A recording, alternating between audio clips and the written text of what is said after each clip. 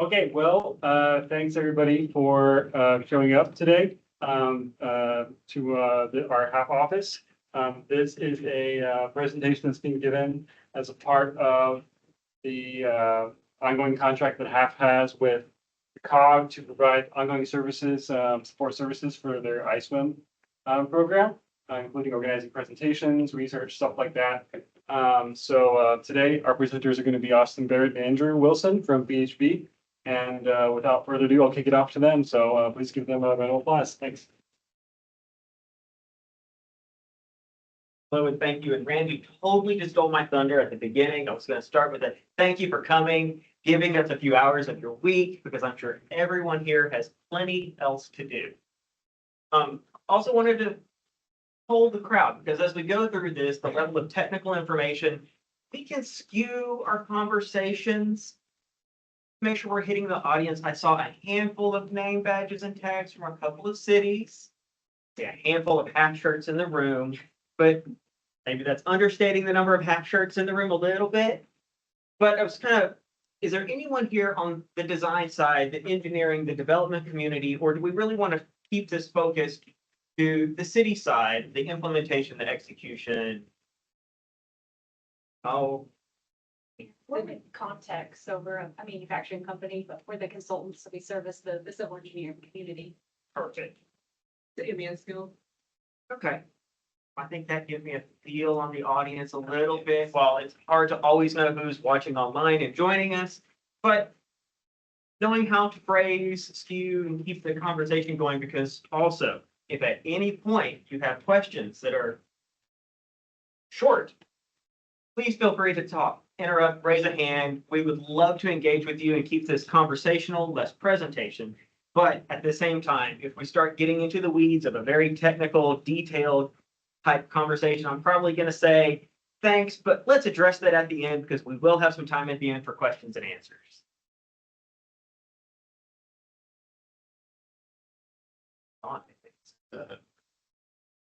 I didn't do it.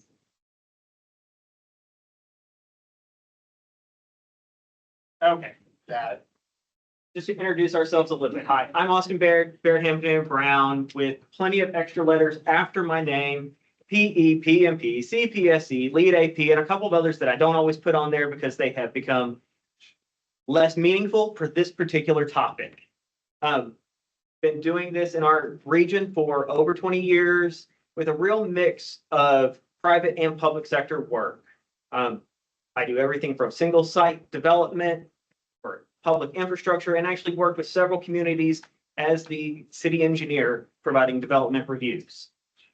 Also joining me today, I've got Andrew Wilson. He is with Hampton Brown, 10 plus years experience with a similar background, but more skewed to the H&H side of things. And then the basics, what all we're going to cover today. What is iSWM, the submittal process? Then we're going to go through a section that's more on the technical side of things and what's in the packages and how does it best need to be presented to navigate what is or can be a complicated system. And then wrapping it up with some of the legal implications and where this process and program is headed as it continues to gain traction and root in our communities. So what is iSWM? This is a program that has been in our area through NICCOG for approaching 2 decades at this point. It is a collaborative effort, 60 communities, and it provides the compliance with TCEQ, helps mitigate stormwater, provides regional standards, and goes above and beyond to protect our communities. NICCOG and all of its contributing and supporting communities have a rating system. This map pulled from shows who's accepted and to various extents adopted iSWM standards. Gold being the highest, and Salina is one of the few at this time that is a full gold member, which is a full adoption of iSWM down through silver, bronze, and a gradation of adoption. Just a simple map of what is NICCOG. It is really our North Texas development areas. And the tiers, bronze, adopt standards, but partially. Silver adopts a lot more. And gold is a full adoption of the iSWM. This is where I'm going to need my notes, so I've got to get a little closer to the presenter screen. The iSWM resources. iSWM is adopted in several different categories of things. We have the basic criteria manual, originally published in 2006. It's gone through several revision cycles, most recently updated in 2015. There are a series of technical manuals, 7 in fact, including planning, water quality, hydrology, hydraulics, site development, construction, and landscape design.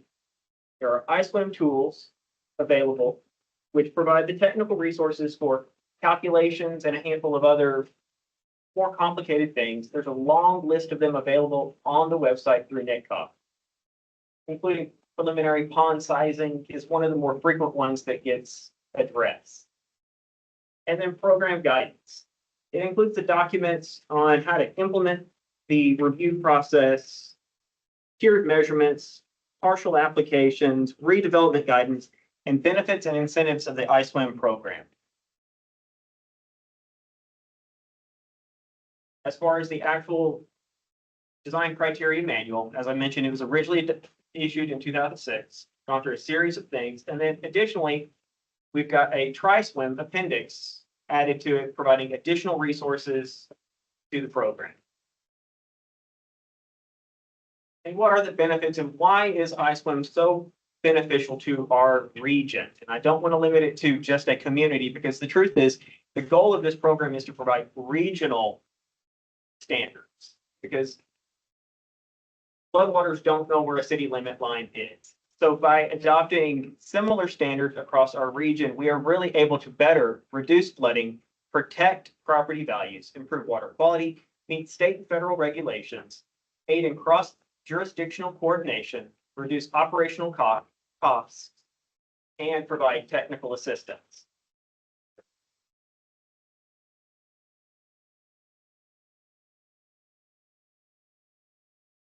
The submittal process. This is where the development community and each of our respective communities need to be a little more engaged, because each project will be subject to unique criteria. Every community, as you saw on a previous map, has adopted iSWM slightly differently. They each have their own twist and adoption of the program. So communicating and coordinating with your communities, its specific requirements, and I would really recommend pre-development meetings when possible, because while criteria at the regional and local level do a great job of providing the standards, every site is going to be posed with unique challenges that the city and community staff probably know more about what's going on than will ever be worked into a published criteria. Where are the historical floodings? Who has challenges? What sites have issues? And where are the real opportunities to provide the best benefit to the project and the neighboring community? And as well as the drainage studies that were required to go through each community's process, starting with plats, grading permits, and construction plans. Additional submittals that you may be encountered with are FEMA regulated floodplains with flood studies, floodplain development permits, CLOMers, LOMers, and CDCs, should they be required. And then the submittal path should be clearly laid out during the pre-development conference. It really helps to have that front-end engagement with your community, to know what's going to be expected of your site and the challenges that it will be uniquely confronted with. At this point, I'm going to hand it off to Andrew to get into some more of the technical nitty-gritty details. Sure. All right, so understanding that we have a submittal process now, the question is what is being submitted, especially as a municipality, is how are we reviewing what's being submitted? And then also as engaging development engineers, what are we submitting? Making sure we choose the right method. So that's where it all starts, is the hydrology. So understand the right hydrologic methods. So you can see on this table, those top 3, rational method, modified rational method, and the unit hydrograph are going to be the most popular that you're going to see come through the door. It's a very widely accepted across the COG. Obviously, I've seen the Snyders. I've been requested to do it once or twice myself. I generally don't enjoy it, but a few of them out there and X out regression equations. But the top three, those are the ones you're going to see. It's important to know what their limitations are. Rational method, looking at the COG manual, is saying, hey, between 0 and 100 acres, if your watershed boundary fits inside there, you're good to go with rational. Now, it's important to note too that it's a drainage area flowing to a specific design point. So let's say you have a 100-acre development. You could have that development split in 3 different basins going in 3 different directions, right? Rational method still applies. You could have a 200-acre development, again, split 3 ways going 3 different directions. It's less than 100 acres draining to each design point. So your rational method will still fall under that criteria. So it's important to know it's not just development size. We've had some cities say, well, no, it's how big your development is. It's actually how big your watershed is. So it's important to understand those differences. And hydrograph method, that's basically how big you want to get. It's a lot more detailed, provides more information at the back end with results. You got modified rational method, that's geared towards your detention volume side. A little bit more breakdown into each of those. You can see the different categories each one can handle. Again, that the hydrograph, the SCS method, that's your most applicable method. That is not that it has to be used on every single one. Of course, we know the rational method is acceptable, but the SCS has proven to be more versatile. Modified rational method, as we pointed out, is strictly for storage, volume, retention modeling. So some lessons learned with understanding the hydraulic methods chosen. So in this particular instance, this was a review that we did, and the developer came in and said, hey, I've got this drainage area all going to my detention pond. On the review, you've got about 400 acres coming from the north there draining into your site, right? Unfortunately, it's more common to see a lot of developers don't take into account their offsite flows. So where they say, hey, we were using rational method because our site was small or the watershed boundary on our site was small. Yeah, they thought they were right, but unfortunately, there's a whole lot of other outside forces playing in on this. So it's important to understand what's on the outside, not just what's on your site, but what's outside your site as well.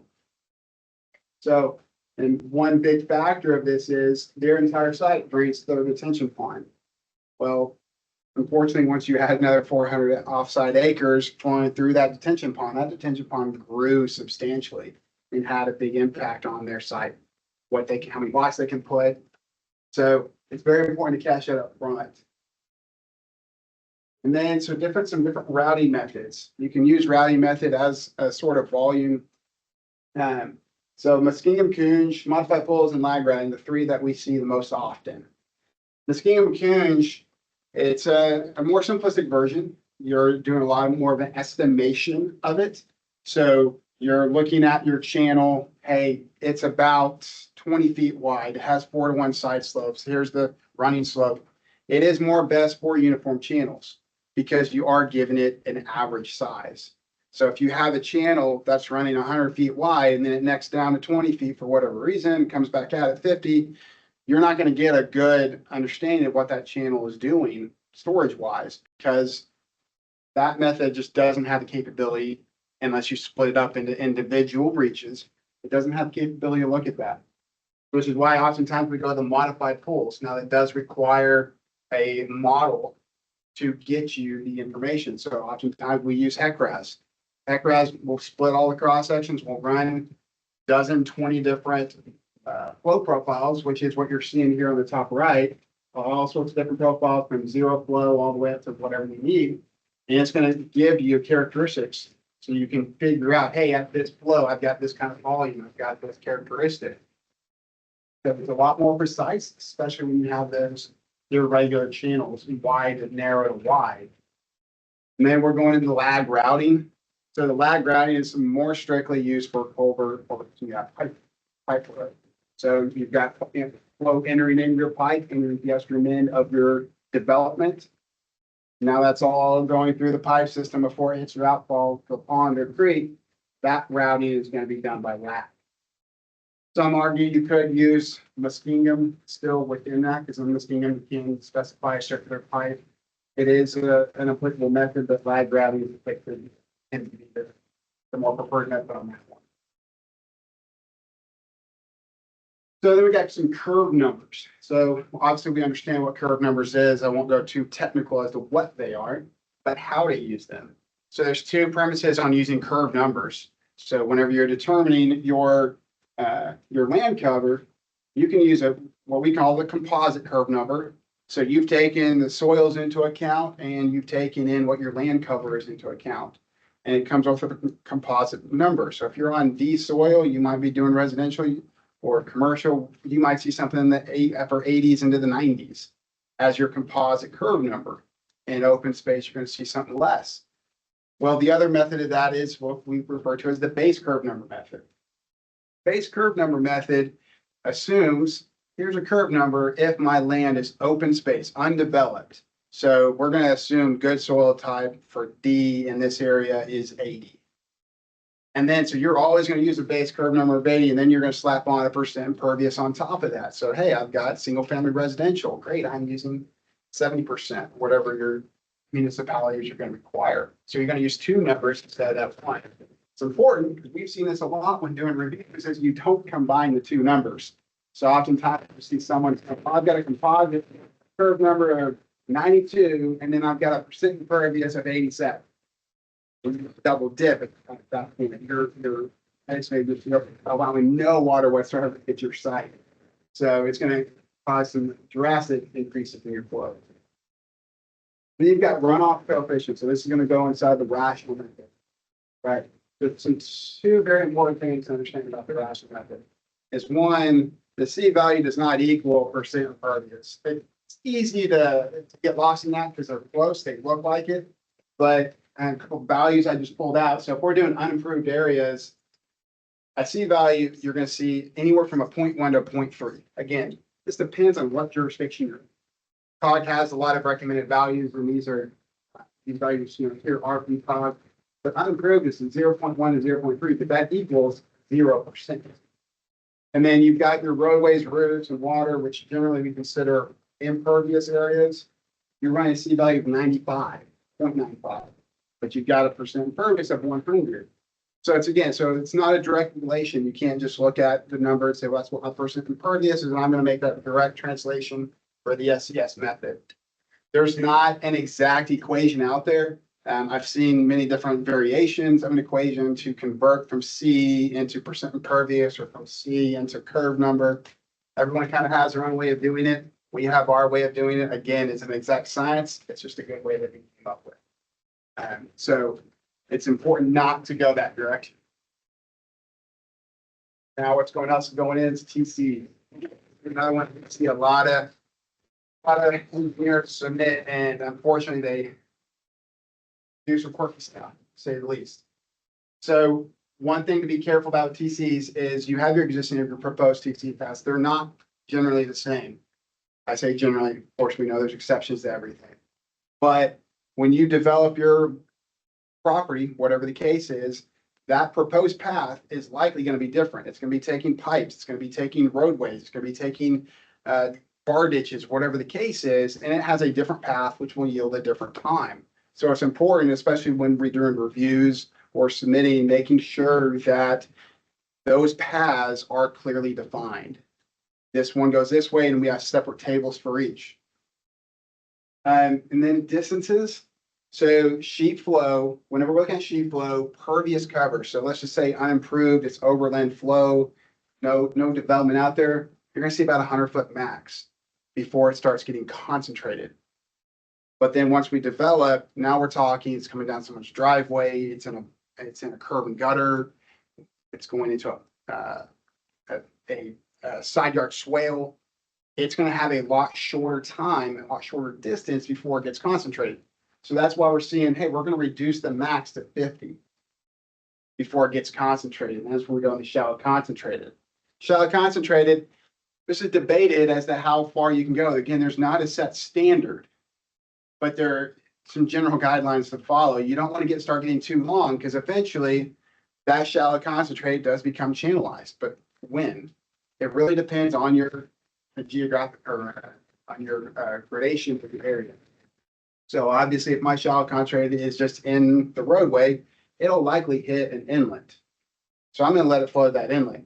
But if it's shallow concentrated in a bar ditch, that bar ditch is a mile long, that's a lot of flow that's collected between 100 foot and 5,000 feet.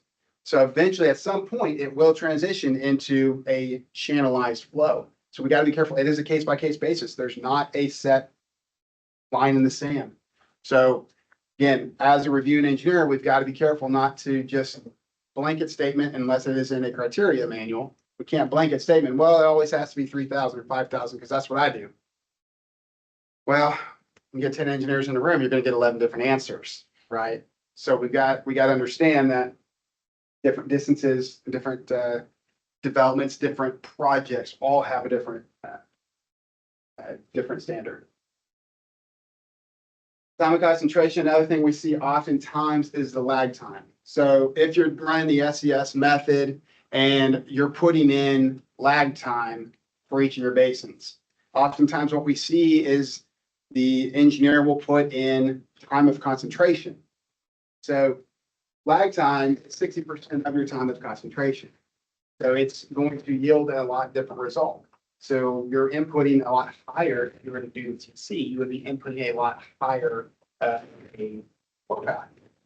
And then the flow paths tend to have a lesser runoff value.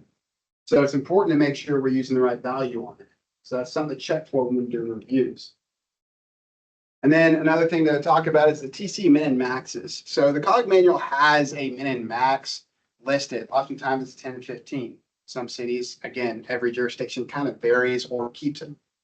And it's important to note when and when not to use those min and maxes, because we've seen basins that are, hundreds of acres large, and someone says, well, we're going to use a 10-minute. Clearly, we know it's going to be a lot longer than 10 minutes. The min and maxes, if you go through and read the COG manual very carefully, you'll notice that there's a little sentence on the bottom there. It's oftentimes gets missed, but it says for that max inlet time. We all often just say, here's the max TC. Well, it's max inlet time. This was designed more so for whenever you're doing on-site hydrology. So you're doing, hey, I've got my little watershed that's going to my first inlet. It's going to my second inlet, third inlet. Here's the TC time, that max time that I would be using for that. All right, it doesn't apply when you're doing overall hydrology and you've got basins that are hundreds of acres. Obviously, that doesn't make sense. That's when you go back and use a full TC calculation. So another thing we see oftentimes is a discrepancy between what's on the plan set and what's in the flood study. So obviously, when we're doing a flood study, if we do a larger watershed, that watershed typically, let's say it's going to get done using the SES method, and the H&H team is putting together their drainage study, and they've got their exhibits, they did their drainage analysis, and then you have the site development team who is doing their on-site drainage. They're looking at inlet drainage areas. They're looking at on-site specifics. And so they end up developing their drainage areas. Well, when you overlay the two, oftentimes those, especially those outer boundaries, end up being different. So that's something to be very cognitive of as submitters, as reviewers, is do those drainage boundaries match? Sometimes it's very, very minor mismatches, and well, that's not going to cause an issue. Sometimes they can be very large, and we got 20 acres different. One is pulling in, the other was not. So it's important to make sure you're checking for that. And then we're going to get into downstream assessment. So you put your model together, or you're reviewing that model. And then now the question is, okay, now I know what flow I have. And now I know what's getting downstream of me. What is happening downstream of me with that information? So the purpose of a downstream assessment, it's to protect those downstream properties from increased flooding. So that's what typically is going to happen whenever we develop, is we are increasing that discharge. Unless you're putting in a retention structure or mitigation retention, which we'll get to in a little bit. Typically, you just start increasing flow. The more you develop, the more you increase. So that's when a lot of jurisdictions are going to require that downstream assessment. So you're looking down to a certain point. We'll get to in a minute, zone of influence. We're going to look down to that area and figure out, make sure we have no impact. And it's important to note too, we mentioned this earlier about rational method. Sometimes you have sites that discharge in different directions. So you could be at the top of the hill and I've got one going north, one going southwest, and the other going southeast. It's important now your downstream assessment has to be 3 separate design points. So you got to track that appropriately. So the process of this downstream assessment is one, we're determining outfalls. So I've got 3 outfalls. I've got 2 outfalls or 1. I'm going to locate my zone of influence. Again, we'll get to that in just a minute. Where do you locate that to? I'm going to perform a hydrologic analysis on each of those design points. Again, what's my land cover on that? What's my TC? What's my rainfall data being used? All that goes to play to produce my runoff. Hey, I've noticed I have an increase. Okay, now that last step comes into play, runoff mitigation. All right, so let's look at the zone of influence. So zone of influence, we have two typical ways we calculate it. One is a 10% rule. So what that's going to say is I've got to stay to a point where my project site is 10% or less of the overall watershed.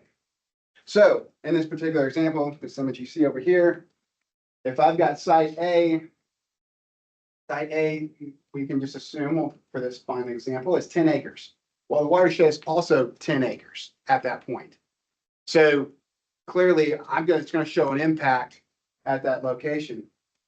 So I got to study down to a point that's at least 10%, which at this point would be 120 acres. So I'm going to study 120 acres downstream. And that's the generally accepted standard of, okay, at that point, if I can show no adverse impacts through that reach up to 120 acres, then we should be good. We shouldn't have to study any further downstream. So same thing with if you're looking at site B, and again, this is in the COG manual if you want to read more in depth about it. But again, site B, let's assume it's 10 acres.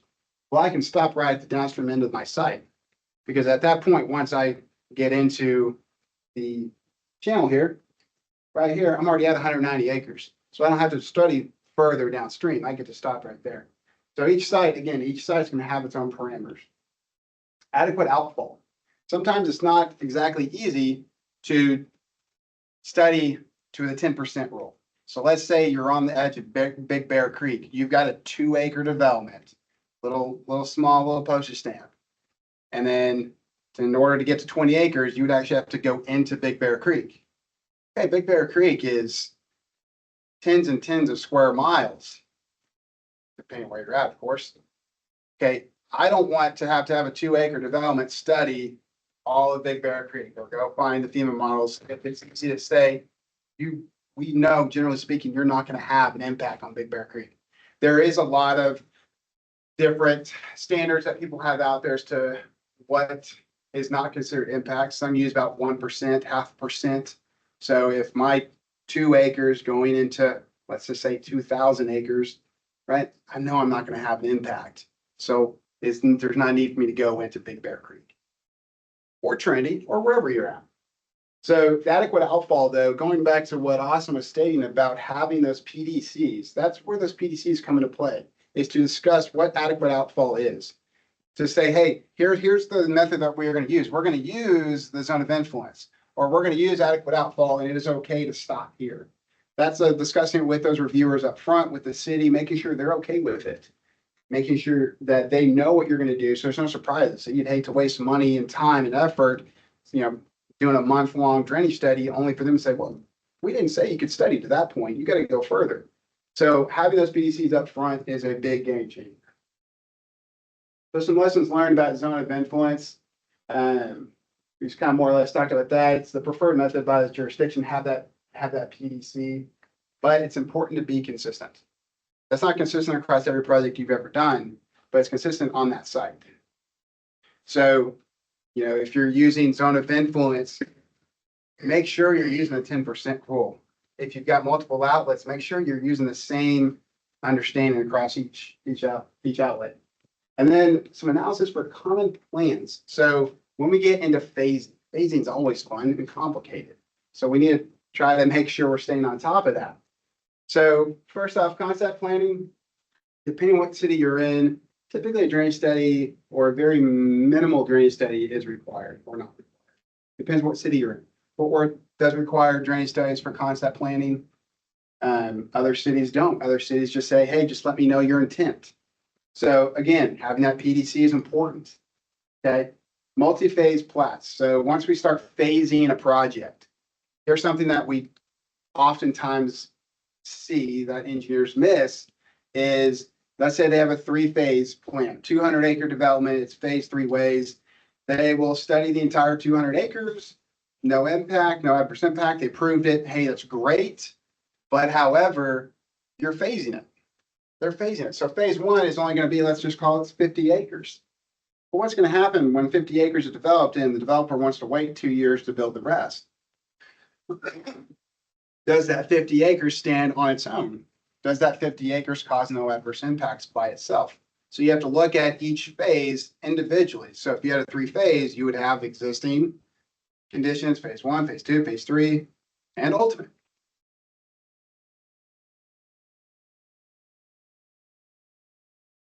So looking at just the overall is great, but we got to make sure we don't miss those intermittent ones. And the big one that we all get caught on sometimes is relying on old plans. We get as-built and we say, great, it says a 60-inch pipe is in the ground. And then, stuff gets dug up months later, and then you realize that it's only a 24-inch line. It's happened. So, and your plan and your design was relying on that 60-inch. So it's important to not just face value rely on a set of plans. Verification is definitely important. I understand we can't always just go dig up every fiber line, every storm line. We can't. I understand that, but to the best that we can is finding that data, verifying it somehow, SUE work or whatever the case might be. But don't just assume the plans are accurate. A lot of times they can differ. And also they can differ by criteria. If I pull a set of plans that was from the 50s, the 60s, that was a whole different set of criteria back then. Criteria was a little bit more looser, if I can say that. Criteria is different. Sometimes only designed in the 10-year was the necessary criteria. Rainfall data was a whole lot different. We have new rainfall data that is often higher than what it was 20 years ago. Atlas 14 has come out. We have pockets that are higher. We have some pockets that are lower. So making sure too, well, the capacity of that pipe was, 50 for the 10-year storm. Well, the 10-year storm 30 years ago is not the same 10-year storm we're using today. So we got to make sure that we're checking in on the old stats and making sure. All right, downstream assessment. Now we've got a flooded road. So our development, maybe it's not causing an impact to this flooded road, but we've got to make sure that we are not further causing adverse impacts, right? So the road has a current level of service. It's only passing the 2-year storm. It was farmer's old road back in the day that just kind of got left in. Now houses are developed around it, where the case might be. But we can't make it worse. Just because it's an old road and it's overtopping doesn't mean we can just keep overtopping it. And then it's also important to maintain a dry lane when we can. Obviously, if a road is 2 feet under and we're developing, it's not proper procedure to go and make a developer, well, now you got to rebuild that entire road. Again, every jurisdiction is different. But having them rebuild an entire roadway is oftentimes a lot. It's a lot of expense. But at least having the criteria set, hey, no adverse impacts, nothing beyond what's currently out there. And then tailwater. So tailwater is something that we see get missed all the time. It's easy to not input it. It's just a small little value inside your HMS model or whatever method you're using. It's something that's easily missed. But tailwater plays a big part. So tailwater obviously looks at the downstream conditions. Maybe I'm discharging into a lake, and that's what this model is. This is a headgrass model that we were discharging into a lake. So I intentionally went into this model and I took out the tailwater for that lake and just let it flow as a riverine channel. So you can see the difference. There's about a 15-foot difference on the downstream bend before it discharged into the lake. So that 15-foot difference carries over 4,200 feet back up into your model. So it's very important to make sure that submitting engineer, you as a reviewer, make sure we've got the right tailwater input. Right tailwater is not input. It's easy to say, well, my house can be built way down here, only 2 feet above that BFE. Come to find out, you're actually 11 feet under a lake water, if it ever happens. So it's very important to make sure that is done correctly and accurately. So flood mitigation. So we're talking about now no adverse impact. And this is how we typically achieve the no adverse impact. So floodplain mitigation, more commonly referred to as we see around here, detention ponds. So floodplain mitigation, a couple things it's going to do. On the erosion side, we're going to stabilize downstream conditions, stabilize and or reinforce. So the purpose of that is we have, let's say, higher velocities or higher discharge, we have higher velocities. Maybe it's through your site and you can say, well, my higher discharges are great because I own both sides of that channel. I can have a little bit of increase, even in my water surface elevation, we're fine. But yet you still have erosive velocities that will come with that. Right, so that's that reinforcement that's going to go and play there. And then stormwater controls to the existing conditions. So again, there's that pipe that downstream of you that you're planning on discharging into. We need to make sure that pipe is adequately sized. What's the capacity of that pipe? What can that pipe handle? Then controls release for certain storm events. That's where you're going to see your detention pond, your outlet to your detention pond, whether it's multi-outlet or not. That's going to come into play.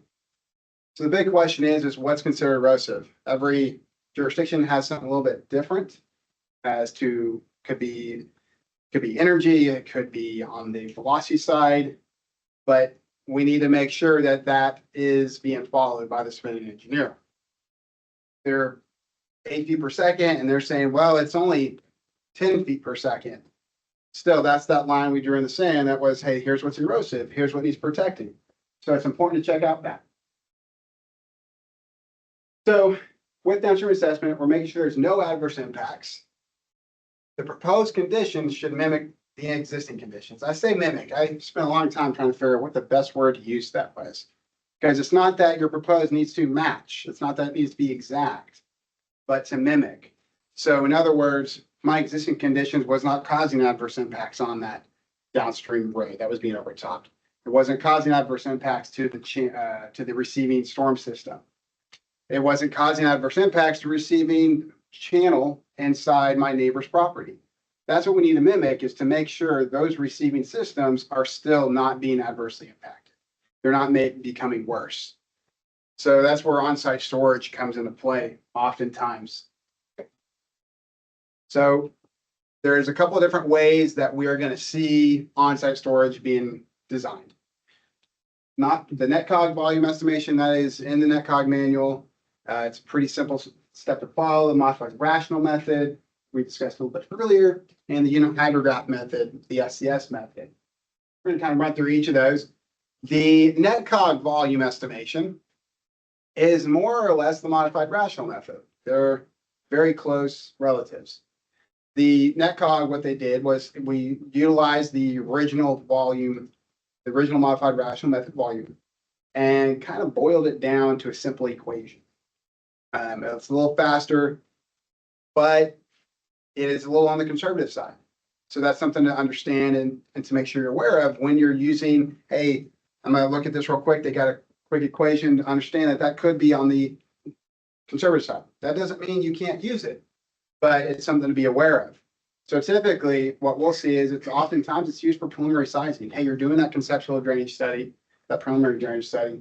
It's an easy one to start with. And you can just further design it from there after the preliminary has been approved.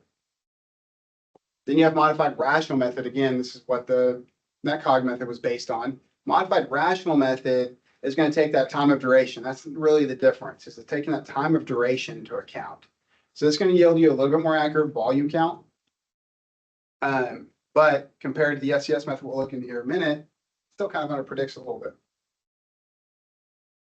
So in the SCS method, or the unit hydrograph method rather, this you'll see typically your higher runoff values. Again, the SCS method versus the rational method, you're going to see higher Qs.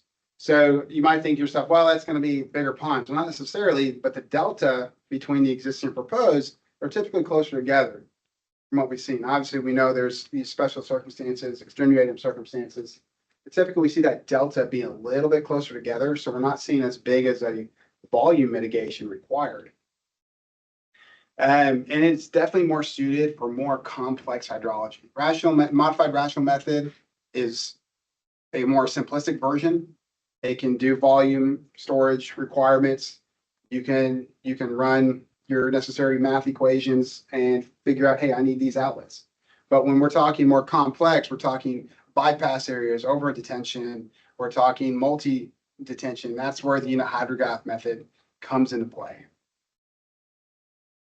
So some general considerations when we're talking about storage methods is site assessment and location, right?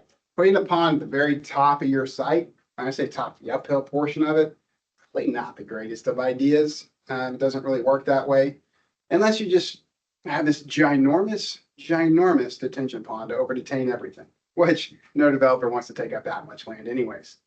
But it's important to assess where those ponds are going. Those we talked about, different design points leaving your site, whether you're over detaining for two of those, so you can have one detention pond, where the case might be, understanding how that developer is inputting those ponds and where they're putting them.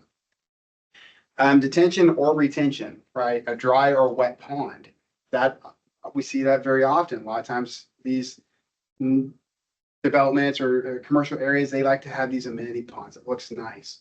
It's important to understand the different characteristics of that retention versus detention. If you were to look at the criteria manuals for detention ponds, you'll note that there are some slopes, bottom slopes that have to go in a detention pond. You want to be able to capture that low flow trickle that happens on a given Texas, not given Texas day. We don't get it that often. But and when we have a little bit of rain, we want to be able to capture that flow and we want it to get out. However, if you have that same rainfall in a retention pond, well, your retention pond's already full. There's no low flow trickle to have to get out. So we're not necessarily concerned with what is that bottom slope. So it's important to see that. So when we're going and asking someone, well, you got to provide a bottom slope and it's a retention pond, it wouldn't be unwarranted for them to ask, hey, can we move around this one because of that specific characteristic? And tailwater from a receiving storm system, we talked about what the impacts of tailwater can be. Again, same thing. Maybe my detention pond is tied directly into a receiving storm system, 24-inch pipe, whatever the case is, under the roadway. We want to make sure that we are taking that into account because that can definitely affect our volume upstream of us. And then erosion protection. Whenever we discharge from a pond, we got to be careful where we're discharging that pond to. If we're discharging it directly into a channel, great. We got to make sure that channel is properly protected right at that outfall location. We're discharging into a street, which really not common, but we've seen it. We've got to make sure, again, what's going on with that street, and, kids in a playground, things of that nature. What are we discharging into? Some basic general standards to follow. I say general standards. These are in the COG manual, but again, every municipality has their own version of it. Some adopt it wholly, some have variations. So maintain a foot of freeboard in your detention pond for those emergency situations, right? If that storm does happen a little bit over the 100-year, we're good. If the bank slopes 4-to-1, depending on what soil type you can have that tested by a geotech. Access ramps, typically we've seen 10-foot. Basically, this is for maintenance crews to get up there and do their work. Pond bottoms, we talked about the minimum slope, berm width, emergency spillways. Now, this is something we see oftentimes coming through a review that we get missed oftentimes, is when designing your emergency spillway should be designed to fully develop conditions coming into your pond. So it's not just your proposed site. What if everybody upstream you also developed and they didn't do their job in coming up with proper detention? What happens then? Is your pond emergency spillway sized to be able to handle that? Because what we don't want happening is ponds are oftentimes put inside developments, single family developments. And if my pond emergency spillway was not properly sized and my development floods, we get just a downwash or a pour, and that pond overtops, I don't want it overtopping or I don't want it going in someone's backyard. I don't want it overtopping in someone's private pool. It's less water, they have to fill it, but nonetheless, we don't want to do that. We don't want to cause property damage because it's not directed in the correct way. So we want to make sure that's going the right direction. We'll look a little bit more in that here in a bit. Geotech investigation, obviously this is important, especially when we're talking about higher berms. If we're just digging a hole in the ground, a little less important, but nonetheless still important. But especially when we get those larger berms, we want to make sure those berms are solid and compacted properly, getting tested. So stormwater conveyance systems. So particularly open channels. Again, we're not going to go through the detailed math of this, but just kind of an overview.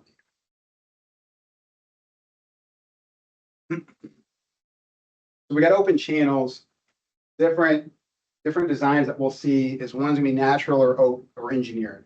That natural channel, it is the way it's always been. It's always been there, and we're just analyzing it, seeing what the water surface elevation is. We might be discharging into it, or we engineered one. We said, hey, we need a channel to get from A to B. There's not one currently, and we're going to design it. Or there might be the world's smallest channel, but we need one bigger. So we're going to make it bigger. We're going to size it appropriately. So that's something as a reviewer to pay attention to as to what that engineer is doing, especially if they're deciding to engineer a channel. Now we're talking about 404. Not that that's what this topic is all about, but it's something to consider. It's that little red flag that pops up that we need to be aware of. Is that channel earthen or is it going to be lined? Is it going to have riprap? Is it going to be concrete? Is it just going to be grass and dirt? Channel roughness coefficient, all that goes into play when determining, is that channel properly sized? Is it going to work for your development? Culverts and or bridges, actually. So some few considerations to check as reviewers, as submitting engineers is that culvert submerged or unsubmerged? That can make a difference in how we calc that culvert, how we determine what that capacity is. What's that downstream condition look like on that culvert? So what kind of material is being used, right? RCP, HDPE, CMP, PVC, all of that has different characteristics. And how we look at that culvert and what equation we apply to it, what coefficients that we apply to it will make a difference. So especially something that we catch all the time is when we look inside HEC-RAS and there are scale and chart numbers for outfalls, for your culvert outfalls or culvert head walls, excuse me. That is important. That plays a part. Understanding what your coefficients are, your entrance and exit coefficients, your contraction expansion coefficients, all that will determine what is going on inside your culvert. And then again, is it a bridge or is it a culvert? All these values will differ depending on what material you use, if it's submerged or unsubmerged. But if it's a bridge, that's a whole different ballgame at that point. Bridges aren't calculated the same way culverts are. A lot of the same principles apply, but it's not the same calculations, not the same equations, not the same coefficients. So everything does change. Same principles apply, but everything does change. So we got to be careful of that when someone's saying we're doing a small bridge, but it's the size of a culvert, it's okay. It's still a different criteria or different characteristics. Outfall design, we talked about that a little bit on these culverts. It makes a difference what the outfall of that culvert looks like, what that head wall is going to look like. If it's fully concreted with wing walls, is it just cut mitered pipe? What is it? That exit coefficient, that receiving stream, all of that is going to come into play again to determine that calc, what that capacity is of that pipe, what it can handle. So it's important to keep that in mind. So hydraulic design of streets, inlets, and drains. So a couple lessons learned that we've had on this is you have inlets on grade and we have inlets and sump. Those are two very different things. Two very different things. So we want to be careful about how we look at that. But two, the one thing we want to keep aware of is the depth in the street. So if you have a curb and gutter, some criteria, some jurisdictions say, well, you can fill up to that curb and gutter. Again, going back to what we talked about earlier, we also have to maintain that dry lane. emergency vehicles need to be able to pass. Now, 6 inches might not seem like a lot, but nonetheless, they can pick up and move a car if necessary, if it's flowing fast enough. So understanding these is important. The flow spread, again, maintain that dry lane, and then parking lot depths. This one's interesting because certain criteria says, hey, you can flood a parking lot up to 6 inches. It's not active, not in a river, of course, but this is just localized flooding of 6 inches. Typically, that's not going to get anybody's vehicle. It's been kind of come the accepted standard. But understand that it's a case-by-case basis as well. We've done some where we have done truck court detentions. When I say truck court, I mean 18-wheelers, where we were allowed to flood up to 2 feet. That was the accepted standard, because obviously they're a little bit bigger than we are. Their trucks are bigger than the sedan. So it's important to understand what your site is calling for, or what the reviewer, when looking at it, what that site is calling for, and what the appropriate method would be. Again, it's applying a 6-inch standard across the board, even to 18-wheelers. If that's what the jurisdiction is calling for, then that's what they're calling for. That's what we need to hold to. But it's important to understand that there are differences. So some lessons learned on this. So erosion protection, we're talking about open channels or on-site controls. Erosion protection, it's not there to reduce the velocity. It's there to protect from it, right? There are certain things, yes, that we could put in that can reduce velocity in areas, but it's not designed to do that. So the idea of erosion protection is to reduce that turbulence. It's to reduce the energy of it. So, and I guess the next point, energy dissipation. That's the key here. Is that's what's going to really reduce that erosion, is the energy dissipation. Whether it's baffles, whether it's riprap, whether it's J-hooks, whatever it is that you're putting in your system to reduce that energy to further prevent erosion. And usually when we're looking at outfalls, detention outfalls, storm outfalls from your site, those outfalls, oftentimes we definitely want to be seeing some erosion protection. Typically, velocities coming out of the pipes are a lot higher than what the channel can handle. I say typically, it's not every single time, of course, but typically what you want to see that erosion at those pipes. So we're not discharging directly and just chewing out a stream. Speaking of chewing out a stream, so how you place your culvert is very important. So how you place your culvert is vital. So you see in this instance, storm outlet that we came across on a site visit once, is that this storm outlet was aiming directly, almost perpendicular to the channel. They had done some sort of due diligence and decided, hey, it's going to be great. We'll put in some concrete on the other side to prevent erosion. But having perpendicular flow hitting into each other is oftentimes a recipe for erosion. And that's what we're seeing here, is it just chewed and chewed and chewed. Yeah, you put some protection on the other side there, but there's areas that weren't protected, and that's what got chewed out. So we need to be careful about where we're putting those concentrate outfalls, how we're installing them, what kind of armoring we're putting into them. And then here's a big one that gets missed, is avoiding concentrated outfalls overland. So what I mean by that is oftentimes we'll take a site, goes into a detention pond. We're taking a 50-acre development, goes into a detention pond, and it goes into an outlet pipe. And we take that outlet pipe and put it on the back end of our property, because that's where the downhill side was. It's a good spot for it. And we just discharge it to Miss Jenkins' backyard, where she never had a channel to begin with, and now she's got a channel going into her back door. So something like that is highly one. We really want to avoid doing anything of that nature, because that will cause erosion. She'll basically get a nice channel on the back of her property going into her house, going into her shed, or whatever the case is. And now we've caused adverse impacts. The developer might say, hey, but my proposed discharge is lower than my existing. I have no adverse impacts. I've done my downstream assessment. I have no adverse impacts. Well, true.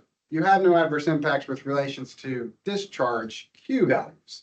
But with relation to erosion, you have absolutely caused some adverse impacts by taking all that sheet flow that was going over the back of her property. Now it's channelized. Now you've channelized it and it will cause its own channel over time.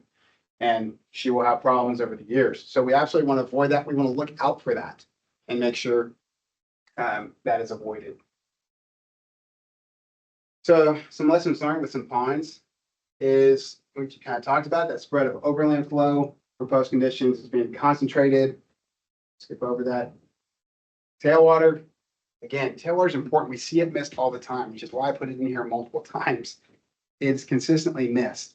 Don't know why even times we get in arguments with developers saying tailwater is not important. Yes, I assure you it is important. So it is a rule we need to be following, something that we need to be checking for every single time. So some conveyance systems here. So spillway design. So oftentimes we can see some unique spillway designs. It's not your standard, just V-notch or rectangular notched weir or an earthen spillway. This particular case was a labyrinth weir. Basically able to squeeze 400 foot of spillway into 60 feet of area, or 60 linear feet. So we need to approach, as a reviewer, approaching this with an open mind and not saying, well, the criteria said we need to have a rectangular weir. Well, and again, I'm not saying any criteria says that, but if a criteria even says something a little bit different, we need to have an open mind of, okay, there are engineering solutions that are out of the box. In fact, as engineers, that's what we should be doing, is thinking outside the box, finding solutions where there are none. And obviously that is one of these, is having this unique design and being open and reviewing it with an engineer mindset. It might not be in your criteria manual, might not be specifically mentioned in the COG manual, but understanding it with an engineering perspective. Okay, they said they say it works. Let's make sure it works. We're going to check all that. Something else about emergency spillways is, we talked about it, location. So this particular design, see the pond here, and the pond discharges right here, goes into an existing storm system. And that storm system needs to be adequately designed. What about the emergency spillway? The emergency spillway we set right here. I say this was one of our projects. We put this one right up here and size it appropriately. Now, is that in the right spot? I know you guys can't see the full picture here, but there was no other location for that to go, because you had development here, development down here, development right here, houses on all sides of this. That one spot was where that pond was able to discharge into a right-of-way, street right-of-way.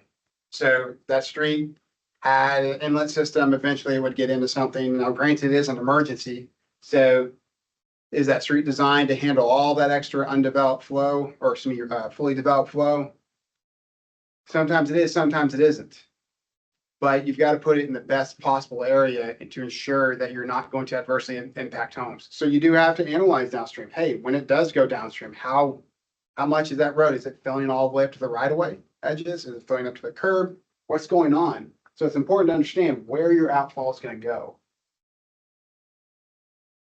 And for all that, pass back. Thanks, sir. Now for everyone's favorite topic, the legal implications that go along with all of this exciting analysis. We've gone through a full flood study. We've analyzed our site. We've assigned the appropriate zones of influence and how it's conveyed to and from. Now we've got to provide the legal entitlements for the storm system that is designed through a variety of methods: easements, plats, and maintenance agreements. And then lastly, the most exciting one is how to size them all. There are quite a few versions of easements available for a storm system, whether it be a standard drainage easement for our well-defined systems, pipes, engineered channels, linear conveyance. The sizing is fairly straightforward. Every ordinance is going to provide, that I have seen, minimum widths. And then beyond that, sizing appropriate for the infrastructure, whether it be particularly large pipes or deep pipes. Channels, providing the appropriate width for the top bank, freeboard, and maintenance overruns. And then ponds. sizing a potential drainage easement for a pond is something else. It's the geography, it's the overbanks, it's the maintenance ramps, it's the access that all then tie into the last topic up there, maintenance agreements. And then beyond the easements, we deal with the preliminary plats. The preliminary plat demonstrates the intent of a project, preliminary sizing of easements with boundaries required for subdividing existing property into small lots. Usually includes preliminary grading, drainage, utility layout, and is approximately a 50% set of engineering plans to fully define the intent of the development. It's usually accompanied with the full drainage study, which is all the H&H that got us to here. And it verifies that land uses are appropriate for the community and the surrounding developments. Final plats take it one step further. They should be all the final engineering supported documents providing easement widths and full engineering plans that support them and address all of the on and off-site drainage needs and maintenance agreements. So these are to protect the drainage facilities that are publicly owned, but ultimately privately maintained, most often applied to channels and ponds.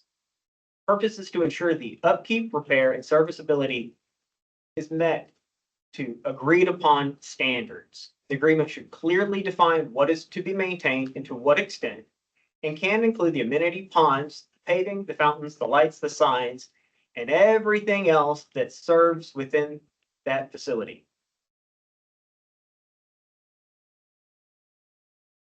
So that was super exciting, I'm sure. And then it's at this point, we've got a site that has been designed, analyzed, and is ready to go to construction, which is one of the later phases of the iSWM program. It's the integrated construction criteria. It gets into the construction phasing. How do we protect the site and the community around it during the construction process? Because as everyone knows, construction is messy. We're most often worried about the outcome, not the how-tos to get to the outcome.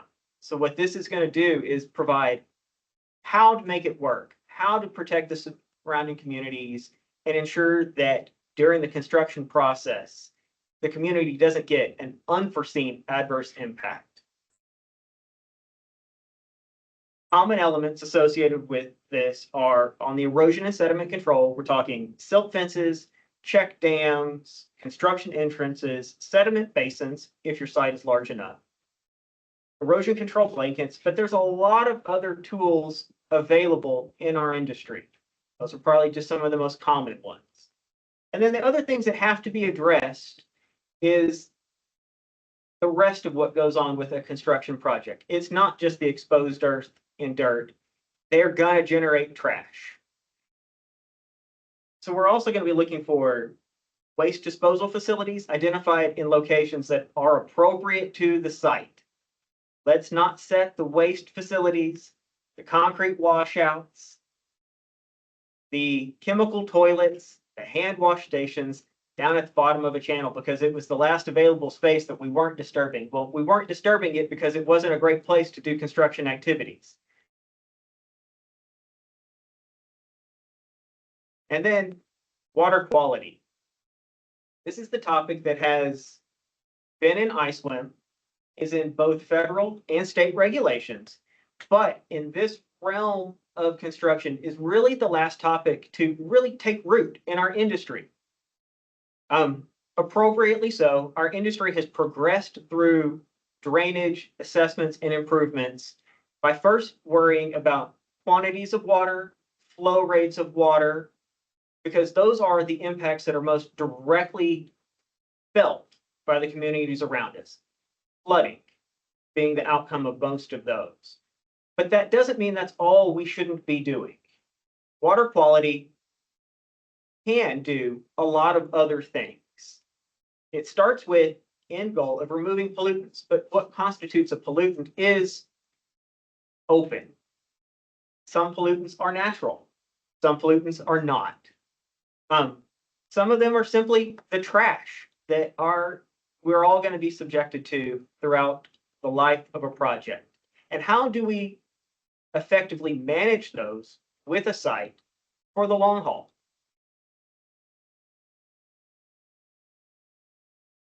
Water quality ponds is one of the more common items that we see. It starts in the construction process with sediment basins. For particularly large land disturbing projects, federal, state, and many local criteria are going to require the design of a sediment basin, because as good as a silt fence can work, it will never catch it all. So catching it and providing the settling time to remove additional sediment from the discharged waters is the goal here. The pond should be designed for iSWM criteria to discharge a 1.5-inch rain in no less than 24 hours. So we're creating a large stilling basin, providing the settling time for those solids to settle out and discharge a much cleaner set of water. iSWM tools, referenced at the very beginning, provide a lot of the resources and calculations to appropriately size these ponds. They don't delve into the outlet control structures. There's a variety of ways to do that. Some proprietary floating discharge pipes that draw down with the body of water, more traditional outlet basins with weirs, a variety of ways to do this. But acknowledging that it needs to happen is the first challenge within a site in a development project. On the backside, we've got a site.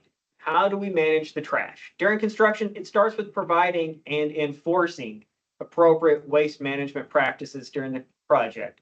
On the backside, what can we do to help clean the water as it's leaving a development before it actually gets into our larger drainage systems? Again, this is a topic that has a lot of options. Things as simple as trash racks inside of individualized inlets, which would then fall back into your maintenance agreements. Trash racks left unmaintained don't catch any more trash. They're full, and that's all they can do, and they will sit there full, having an adverse impact on your inlet's drainage capacity in the long haul. There are also inline stormwater interceptors. I'm seeing a couple of our technical and industry providers in the room. Everyone has a solution, and they all work in their own unique ways. And I would encourage anyone that is headed down this path of doing stormwater interceptors and trash controls to, during the design process, engage with one of our technical reps and partners out there. Their product line is ever evolving. They're always going to have something newer than the last time you talked, whether it be the trash racks, the centrifugal separators. They all do a great job. They all have their own design limitations as well. The best solution to the trash controls is a distributed approach, because once you've developed a full storm drain systems with large pipes, the flow rates just simply don't fit within many of the solutions that are available in our market. The hardware is available, but the space constraints to make it work just become challenging, to say the least. So providing a distributed system within your system, addressing it as point loads as opposed to a collective, does tend to be a much more effective solution to the problem. And at this point, I've realized we have flown through an hour-and-a-half presentation in an hour and 10 to 15 minutes. Because I think that is one of the challenges. We write presentations, we prep, we practice, and we have an audience. And you have all these faces looking at you. Even though I encouraged questions, no one wanted to raise their hand and ask me questions. So now I have time for questions at the end of our presentation. I don't have a question, but if you go back to your right-of-way slide, or the easement slide. Yeah, that one. This one? Yeah, go that one. That's actually a good example. That a road on the right, left, I mean. Yes, sir. Yes. Okay, so if there, a lot of us deal with ETJs where right-of-way is prescriptive, was never dedicated. The only thing that can exist in that prescriptive easement or prescriptive road is the road itself. So you can't put storm in it, you can't outfall can't put culverts in it. Stuff like that. Just found that out 2 weeks ago. So, Agreed. And one of the things that you'll run into during the entitlement phase of this is very likely you're going to encounter parallel easements and entitlement, whether it is a supplemental right of way. If there's too many things to cleanly define in an easement, whether it is a parallel drainage easement, a utility easement for all the other facilities that are required to serve the project. And then that ties into your downstream assessment. If the prescriptive right of way isn't entitled to receive that stormwater, how do you appropriately size and facilitate those parallel systems, knowing full well that while it probably wasn't entitled, there is probably a legacy borrow ditch on those unimproved Old County roads that are prescriptive right of way.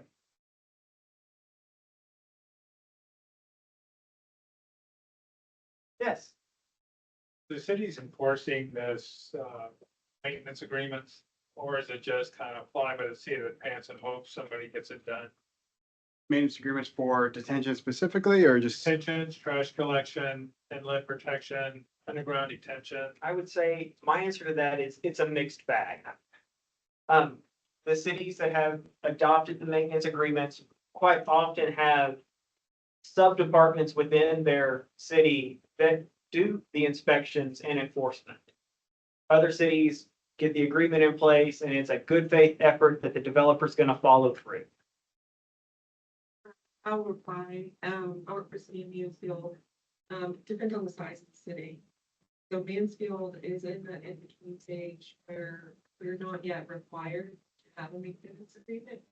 But as soon as we reach 100,000, they should be required to have it. So it depends on the size of the city.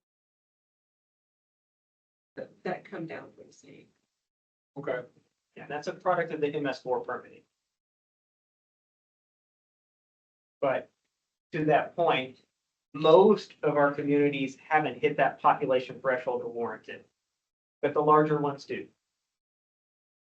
And then execution and enforcement are a secondary challenge, to say the least. And even if there's no maintenance agreement in place, what I've seen oftentimes is they do want to see though that that pond is being controlled and maintained by, call it an HOA or the COA or whoever, that there's got to be something in place that it will be maintained by them or by that entity.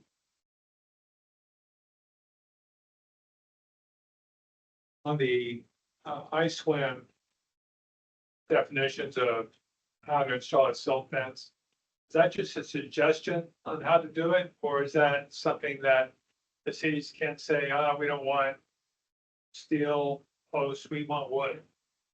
And so they kind of ignore that and just go their own way. So I would say, to me, that is a city by city adoption indifference. All of the iSWM resources are just that, resources for our region and communities to provide some uniformity and standards for those cities that haven't developed. A city could, through its own ordinance and development standards, request or require something different. And these construction period improvements, the silt fence, the construction entrances are part of the grading permit and construction permit. So inspectors are well within their rights to review, inspect, and enforce items within that. We didn't hit on it heavy in this presentation just because of the audience and the style of presentation, but that's what goes back to individual cities or jurisdictions for that matter of what will be enforced. Let's say they want wooden stakes or something of that nature. That's what goes in those cities' details or criteria or whatever, because it prevents a lot of headache on the back end of a developer saying, well, I don't want to use that and it's not in your criteria. But yet the city saying, well, from past experience, we've always done it this way. So generally speaking, yeah, adopting COG is great, but putting it in your own manual helps a lot. Ensuring that the right improvements are being defined and provided is a whole nother challenge. One of my personal lessons learned, I was part of a project. It's been a lot of years and I learned my lesson on this one, that we had a stream project going on draining to a existing stream that cut through a cattle pasture. through the design and the review, we were requested and required to do hay bale dikes as opposed to rock berms. What we actually provided were snacks to the cattle in the pasture downstream of us.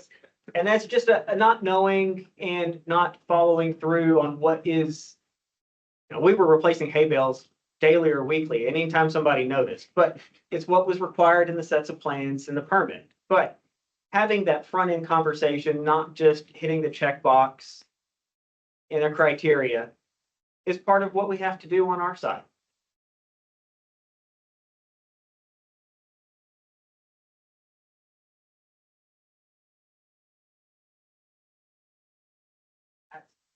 There's a question from Ranjan. Do participants have concerns about how easily they are able to implement information on the iSWM technical and criteria manual? How easy we can implement if it's not a set criteria for a certain city?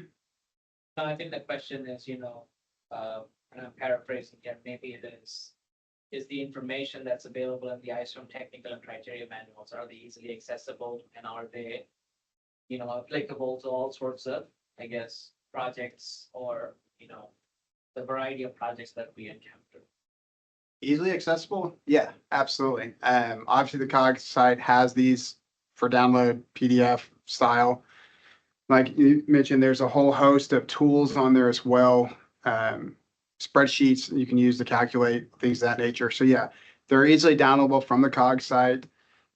Implementing them into individual city standards. I hate to sound like a parrot, but that kind of goes back to And I would say every it city is is different. subjective. And part of what has drawn so many engineers to engineering, it's the problem solving. The criteria, the resources are readily available. How you then apply them to your unique project with a unique situation is where the challenge and honestly the fun of engineering comes in, at least for me. How do you apply the appropriate criteria? As we touched on in like the hydrology section, there are overlapping acceptable methodologies to analyze a site. What's the right approach for your situation?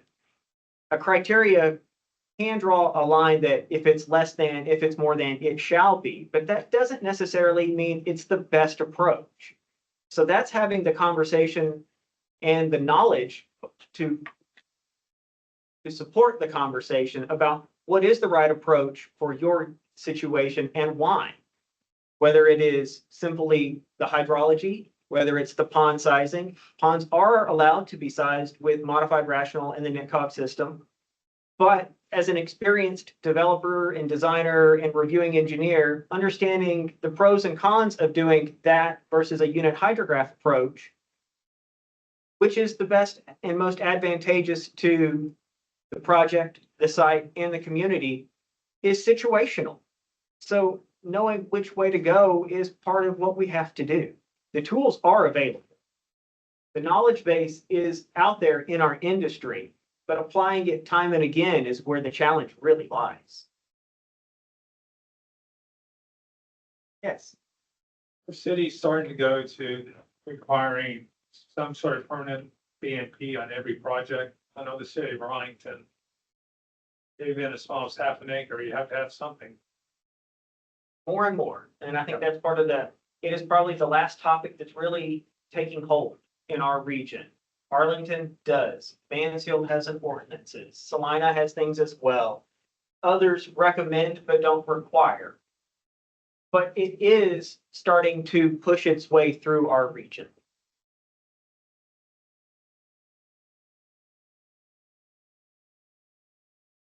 Yes. Are there any common mistakes or issues y'all have ran into while doing reviews regarding engineers and developers providing the proper easements or ponds, channels, et cetera? Absolutely. So a big one with ponds that even I still run into as a design, as a civil engineer submitting, not just reviewing, where does that easement go? And that's one that every city seems to have a different little perspective on. A camera for all you online people. So sometimes you don't know well, do you put your easement on the top of the berm where the 100-year water surface elevation is, outside the berm, the toe, the 10 feet off? Every city has a little bit of a different perspective on where that goes. So, yeah, because it's not clearly defined as to where that easement should go. I think Fort Worth does a pretty good job at defining it. They have a very good image inside their manual. But yeah, that's, we run into that quite often. What we were talking about earlier, overlapping easements as well. You know, And the other topic that comes along with that is the terminology that goes with and in the legal dedications of these easements. Because quite often there are a couple of good choices. Channels, for instance, if it's natural or an engineered solution, is it a drainage easement? Is it a floodplain easement? Is it a pond or is it a slope? It's understanding what goes into that dedication with it, not just the legal metes and bounds. You know, one of the common things we run into for channels is if it's a drainage easement versus a floodplain easement are very different maintenance requirements. Drainage easements are typically required to be well maintained. If it's earthen, it is going to be required to be mowed seasonally, trash cleaned, and maintained as a developed proposed improvement. Whereas a floodplain easement is typically analyzed, designed, and sized more as a natural improvement, not requiring that routine lawn mowing, maintenance, brush cutting. It's what provides a more natural type feel. But from a legal meets and bounds entitled area, they can be the same, but coaching the development side and the reviewing entity into what is appropriate in each situation is the other challenge of it. This slide show presentation that are gonna be made available. yes, Yes. sir. Okay. Yes. And I'm assuming it'll be sent out to everybody or a link or something. Yeah, well, the whole presentation should be available on its Econ's website after a period of time. Yeah, we'll be working on getting it uploaded. And I believe that's the recording as well as the slideshow itself. Question? Yeah. Fine. So among participants, have any communities started changing or, started charging for drainage reviews? So as the industry partner, I can give my opinion, but also looking around at the room where we have quite a few other cities present. The short answer I have is yes. We have several communities that charge for study reviews and general plan reviews, lumping the study in with the plans. But I'd be curious to hear what our community members have to say as well. So City of Burleson, we're following the new rules about charging fees, that you can't charge for these fees and inspection fees as well. So we had come up with a different way of presenting things. Also, when you can't require studies for a plat. So every time a preliminary plat comes in, we have to mark it as incomplete, just so that we can have time to review the studies. But we do have a new fee structure just this year.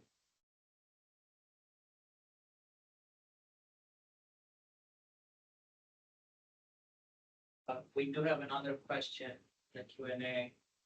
This is specifically focused on level spreaders to not allow concentrated flows from development sites. Question is basically, sometimes they miss the mark. iSWM having a lot of great tools in terms of details and guidance. Is there a possibility that details or guidance could be added for these concentrated sheet flow conditions? Yeah, I think we can have that, right? Maybe. As co-chair of the iSWM committee, we certainly, Yeah, because there's a lot of stuff out there being used to, spread flow back out, dissipators, things of that nature. So, And yeah. that's one of the inherent back-end challenges with detention basins. We collect water, we concentrate water, and then by nature, it wants to be a point discharge. So adverse impacts are not only related to velocities, quantities, flow rates. It's also about the form of the downstream water. It's quite often, it used to be a sheet flow scenario, and now we by nature want to concentrate it. So what do we do to spread it back out? And there are a few options out there, each with their own challenges from a design and maintenance standpoint.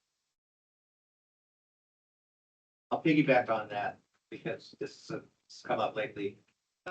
When you're designing your outlet structures, if you're in a city that doesn't require basically every storm, you will get complaints because if you've sized your outfall to say do the 50 and 100 year, and somebody's like, I'm getting flooded more. Well, yeah, land developed. We didn't size for a 1 year storm, 2 year storm, any storm. So they are in fact seeing additional flows.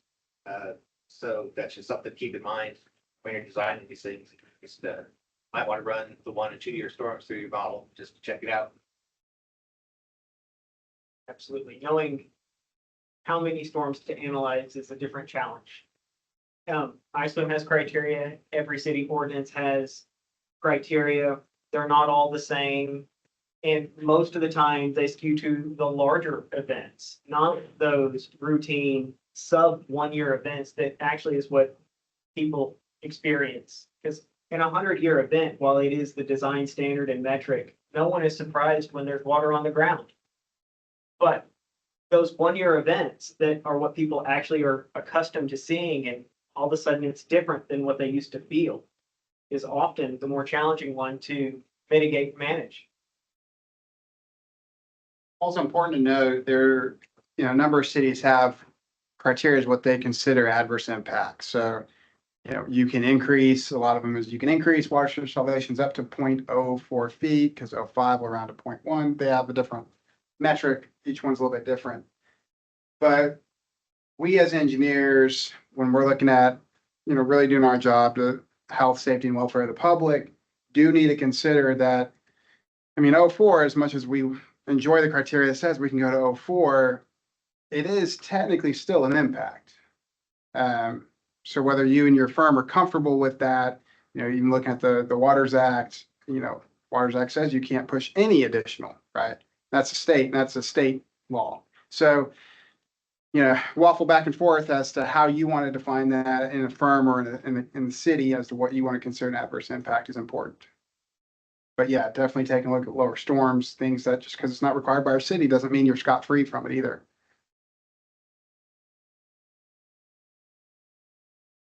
Yes. So we do our best, I represent, and I think I can speak for a lot of municipalities to comply with state laws. Like House Bill 3699, which says to have all of your requirements more clearly listed at the start of the development process. What do you think we could improve on to make it easier, make us more compliant at the beginning? Even after that, we're still getting some complaints that it's not so clear in the beginning. We're silver certified in iSWM, and iSWM is one of the biggest complaints that we get. I think there's a couple of ways to answer that. One, having well-developed, publicly available, fully flushed out ordinances and design criteria, whether they be the city local criteria or reliance through reference on NICOG or state or federal requirements as well. As well as, at the beginning, I'm a huge proponent of pre-development conferences because not every situation for unique projects on a unique standalone piece of property is going to be as well defined in an ordinance as endlessly possible. It's practically impossible to write every possible scenario into an ordinance. But having those upfront conversations, having them well documented so that on the back end, you do have something to point to that says, and don't forget on fill in the blank date, we talked about this, is helpful for both sides of the table because people's memory is often only as long as they want it to be. And it's easy to forget the bad news if it's not the news you want to remember. But having something to rely back on years later, because honestly, some of these projects last years, is helpful. Another thing that we've seen it works out pretty great, especially for us as design engineers, is a lot of cities can provide checklists up front. again, going back to what you're saying, not, you can't physically put everything on a checklist, but it is that quick guide up front that, okay, I know if I'm doing a plat, I need X, Y, and Z in order for that to get filed. I know I need this, this, and this to go in a drainage study, whatever the case is. So it is very handy to have that up front, because again, you can go back to it and say, well, the checklist clearly stated you need A, B, and C, and you only provided A and B. You know, so it is that other fallback that you can lean on as well, saying, well, it is required, stated here and there. So yeah, checklists have been amazing. They usually get either published online or, you know, it comes out there in the PDC. It is a good tool.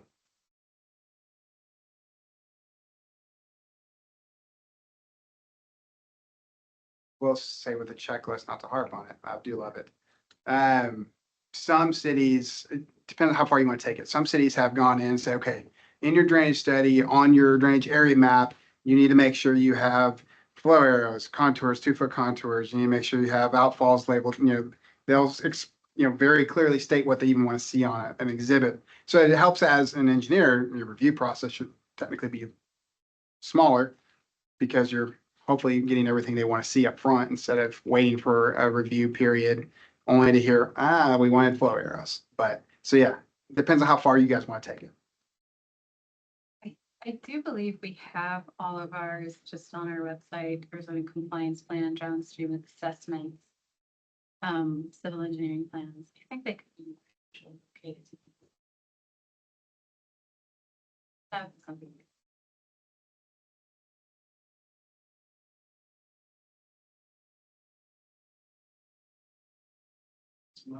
Anybody else have questions? I think it's it online. I want to thank you all for your time today. Absolutely. It's a nice opportunity to get in front of and speak with this community. All of us are going to encounter and contend with these on both sides of the table. And understanding the process is often the biggest challenge. Thank you.